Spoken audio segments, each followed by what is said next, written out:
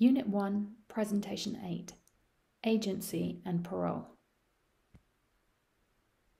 This presentation continues the group of presentations on the many facets of parole and considers how agency comes into play in any discussion about parole.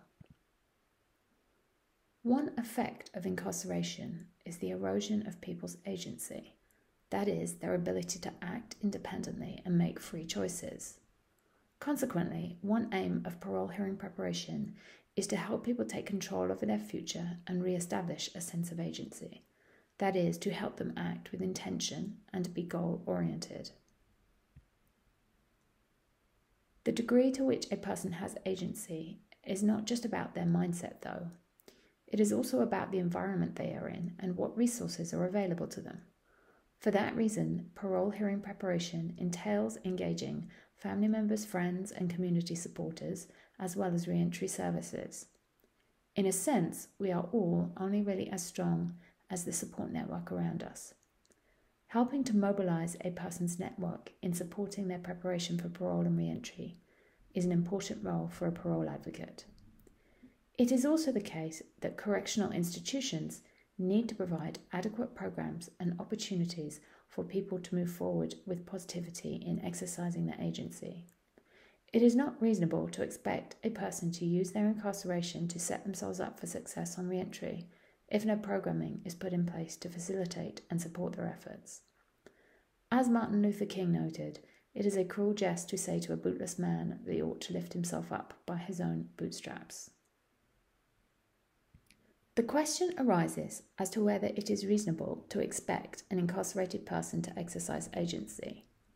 When you consider the force field of issues which so often have impacted the lives of people who are incarcerated, the thought can arise as to whether their past or their future can reasonably be regarded as something over which they have control. But if asking that question, we must necessarily ask whether it is reasonable to expect any human being to exercise agency. After all, everyone is buffeted by external forces, even if some people face less challenging ones than others. Well, many philosophers and neuroscientists would say that free will, and therefore the closely related concept of agency, are in fact illusions. This is a philosophy called determinism. One proponent, B.F. Skinner, made the argument that we humans are just matter in motion, like a falling leaf or a buzzing fly. There are many variables acting upon us, so many that we couldn't predict the path of a falling leaf, let alone the path of a human. But nevertheless, a leaf simply moves according to the forces acting upon it, as does a buzzing fly, and as does a human. None of them actually exercises any free will. Determinism takes the legs out from under rehabilitation as a justification for punishment, because if nobody has any free will, then the idea that they, or anyone else, can choose to take steps to work towards improvements doesn't make sense. It also takes the legs out from under retributivism as well, though, because if nobody actually had any control over the actions they took in committing a crime, it doesn't make sense to say that they are in debt to society in respect of the crime and that a proportionate punishment would cancel out that debt. That kind of analysis can be made in respect of pretty much anything, though, if determinism is taken as a given. Eventually, you end up with no reason to get out of bed in the morning because nothing is within your control. But that is not how we tend to proceed. We structure our lives as if we have free will. We structure our institutions as if we have free will. The criminal law is structured as if we have free will. Intent is right at the heart of what makes a crime a crime.